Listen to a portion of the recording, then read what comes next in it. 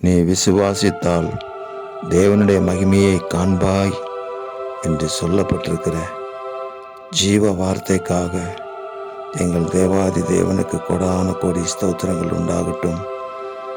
ஆண்டவராகிய இயேசு கிறிஸ்துவின் நாமத்தையும் அவருடைய வார்த்தைகளை விசுவாசிக்கிற ஒவ்வொருவருடைய வாழ்க்கையிலும் தேவனுடைய மகிமை அளவில்லாமல் வெளிப்பட வேண்டும் என்று நாங்கள் ஜெபிக்கிறோம்.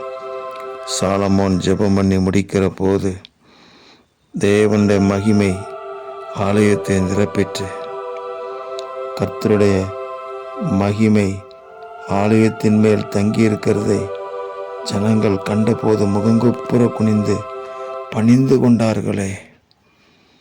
தேவனுடைய மகிமை எங்களை அளவில்லாமல் நிரப்பட்டும்.